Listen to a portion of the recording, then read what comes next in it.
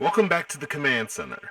It's ya boy, and I just wanted to talk about something, fashion related, of course, that has been making the rounds on, I would say, tokusatsu based internet everywhere. And the topic of discussion is: does Power Rangers need Super Sentai, and vice versa? The answer is no. The answer is no because the strengths of Power Rangers is while I would say the primary strength of Power Rangers is to masterfully adapt Super Sentai. I don't think, in theory, Power Rangers need Super Sentai to succeed. However, the only way they would succeed is from taking direct lessons from the way Sentai series are produced. Um, with the exception of the of continuities being non-shared,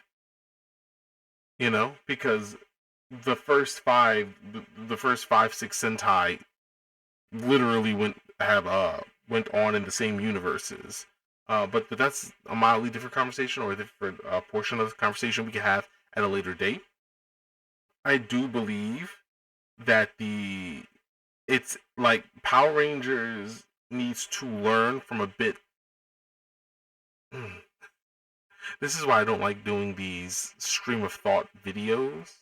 I'm not a Saros TV. I can't just hop on and just do it. There's lots of word jumble and stumbling. It is the nerf to apparently, and I'm not gonna toot my own horn unnecessarily, but I've been getting, hey, you need to go be a voice actor. You need to go into broadcast. You need some vocal training so that you can go be a voiceover artist. Uh, you need some singing training so that you can maybe go be a singer. Your voice is just too cool. I've been getting that since fourth grade. But the obvious debuff is the word jumble. Uh, in life post speech impediment, had a speech impediment growing up, but this isn't about that. This is about whether Power Rangers need Super Sentai and vice versa. I do not think Power Rangers need Super Sentai, but I do think that a post Sentai Power Rangers as a franchise needs to take lessons from the Sentai that they've spent all this time adapting. Some of these lessons include the strict 24 to 52 episode production cycle yearly, as well as tight, really tight action choreography. Uh, and we need to have a strong emphasis on on character-driven episodes. Now, if you want to parse that down, you could say, hey, Power Rangers, just take a look at the Disney seasons. The Disney seasons were as close as Power Rangers were getting to Super Sentai. Everything from the very end of the Z era, of what you would consider the Z era, into the end of the Disney era is really strong writing, really strong characterization. Some things fall flat. Of course, nothing is perfect, but that's what we need to do. So the Neo Saban era looked really good, but did not have, and some of the fight scenes were popping, but for the most part, did not have tight action. Needed stronger characterization. Special effects were booty cheeks. Some of the dialogue was like, huh? But that's because we experienced in the late Z era, throughout the Disney era, some great writing, and the writing and the themes becoming a whole lot more mature for a kids show about spandex karate men, a team of roughly 3 to 6 spandex karate men.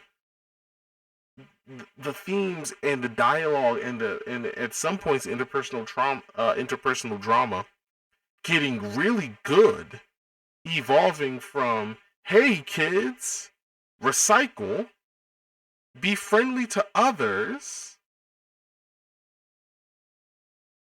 stand up to authority when authority abuses its power, respect minorities, and just, you know, when someone's got to stick up their ass, you check them politely because you want to keep your community safe. We keep our community safe and clean and productive. We do well in school. Maybe we can change the world in our little way every day. You know, basic messages like that, and then we had gotten we had gotten deep stuff. We've gotten commentaries about the human condition, commentaries about uh, about the nature of humanity, things questioning how minorities are really treated. You know, like good shit, family drama. It was crazy. It was crazy. And we had lost that during Neo Saban because, you know, Neo Saban was supposed to be a rebirth of this of basically everything that they think made Power Rangers good. And what they think made Power Rangers good, the peak of Power Rangers to them is not Disney era, even though we can say almost unilaterally, almost objectively it is, warts and all. It was things going on in it was just Zordon era. And I'm like, Saban slash Z era had some bangers. There were a lot of important lessons taught. Sometimes the writing got really, really good, and you had to go, oh, wait, what the fuck is going on? But most of it was cartoony bullshit, which is Power Rangers' whole deal. Even though tokusatsu is in the DNA of global film, including American film, when we got our own supposedly homegrown tokusatsu series, we weren't prepared for it because the generations who grew up getting Sentai, being able to watch Super Sentai, especially in California and Hawaii. Uh, California and Hawaii was straight up able to get it, and then USA would sometimes put some a little something on. Um, we were 2, 3 generations removed from Sentai. They didn't know what to do with Sentai. Marketing wise, they said live action cartoon. That doesn't make sense. Not at all. Not really. Not in any real capacity. Um, there you have it. Power Rangers does not need Super Sentai. Super Sentai does not need Power Rangers. Super Sentai has gone on ever since.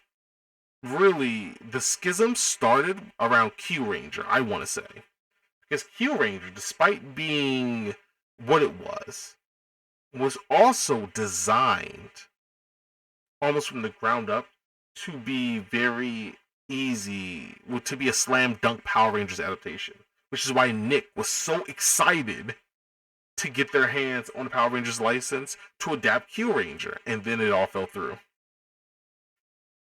It all fell through. It was such a slam dunk. Toei had worked like design. It's hard to design a Sentai season that stands that can stand on its own. You could say, hey, this is a good superhero show. It is even harder to design a show that stands that can stand strong as continuing the legacy of Super Sentai.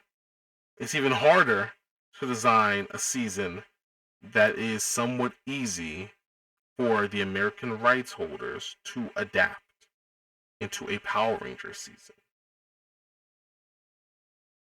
And very few seasons I can't even name off the top of my head other than Q Ranger.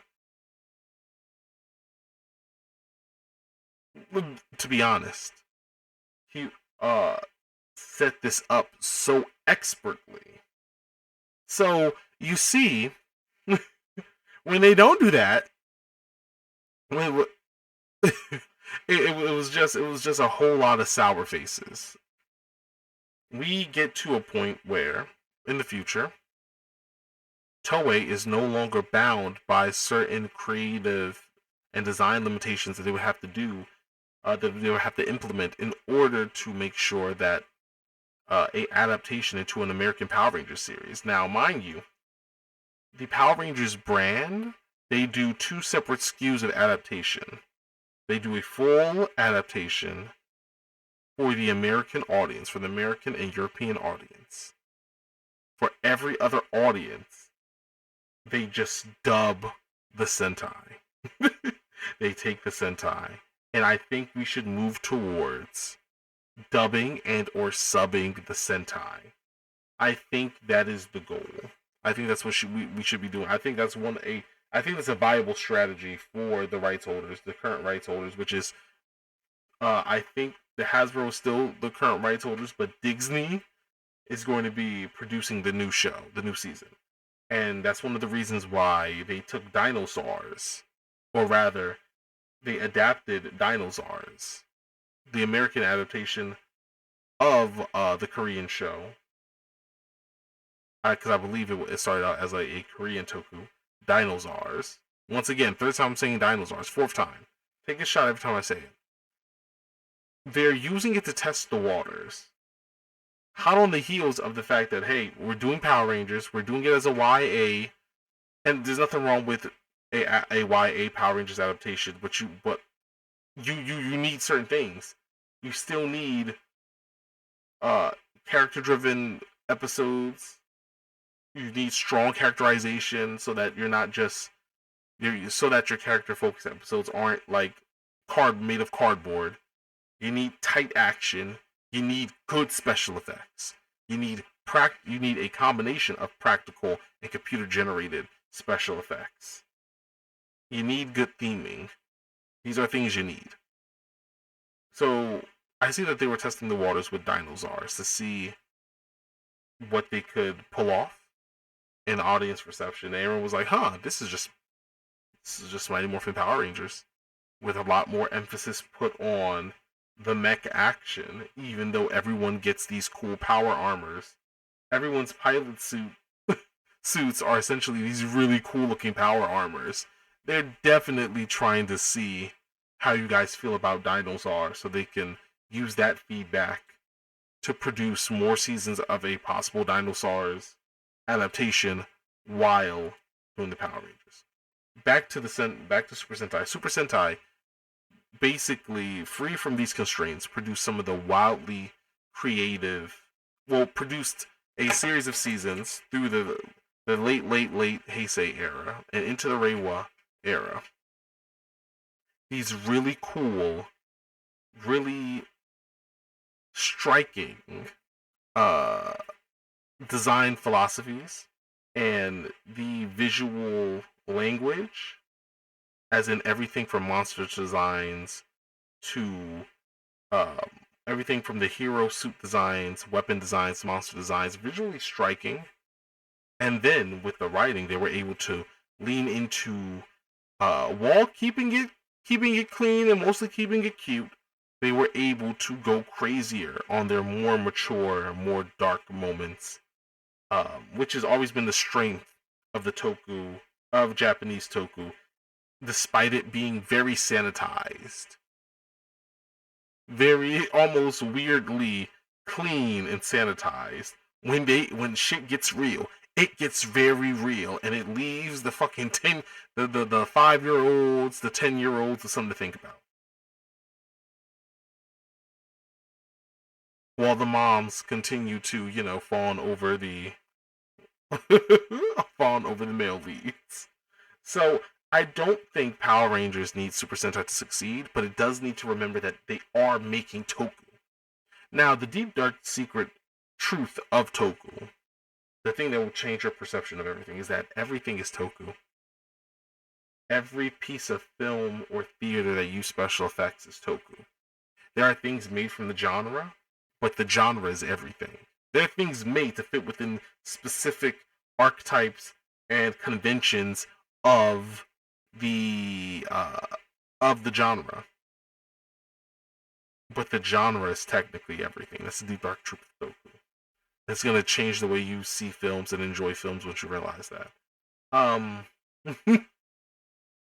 Power Rangers, at least the last production team, were obsessed with getting as far away from Toku and making fun of Toku. You can, it's fun. It's no problem making fun of Toku. That's not an issue. But trying to get away from it, trying to divorce yourself from it, that is your roots. That is your legacy. Uh, we aren't talking about people where, hey, I can throw my legacy off and go and try to find something better if in the name of progress, in the name of evolution, because my ancestors never had or never claimed to have a perfect cultural framework. We can take what they did and ideas they had and we can bring it forward because we are the living progress, the living evolution. This isn't about a person or people. When you're a piece of media, there are certain things you're expected to do. And then the subversion comes from finding a cool new way to do it or by not doing it. But you gotta be good. And I have serious misgivings about wanting to divorce a tokusatsu series from tokusatsu. I don't think, because I grew up in the Disney season and a lot of the Disney Rangers were late teens, young adults, or straight up adults throughout from late Z to Disney. I don't necessarily think teenagers with attitude is needed, but it's always fun. It's always fun to have some young people, actors who are young, playing characters who are young in the on stage in the spotlight. I think that's important. So I do disagree with some of the philosophies regarded by the previous production team. I disagree greatly. I did during the short-lived Cup of Joe podcast, which I would host as Common Strider on RKP Wednesday mornings from 9 to 1 or from 9 to 12:30. Ironically, I'm recording this on a Wednesday morning and it is 12:50. One of the more unique things, like, and I said this. I cut a whole promo on Simon Pookie Bennett, who was the executive producer for the last how many seasons of Power Rangers, because there's a disconnect between the production team, the child fan base, and the adult fan base. But the child fan base and the adult fan base are on the same page when it comes to certain things. We want to see some cool shit. We want some fun, interesting stories that make us think. We want tight action. We want bright colors. We want buy our toys. But there has to be substance behind the buy our toys show. And that substance typically came from the pure soul, the pure swag from these creators. And we're moving into places where these very talented people have no respect for the source material. So some of their choices aren't very informed and are poor design choices and production choices. But I didn't go to film school. So I can't, my ability to properly critique is hampered by my lack of experience. And critics need to realize that those are two different skill sets, but one informs the other. Sentai went and did some crazy fucking shit. Everything from Zenkaiger, Dawn Brothers, Lupat, Lupin Ranger versus Pato Ranger.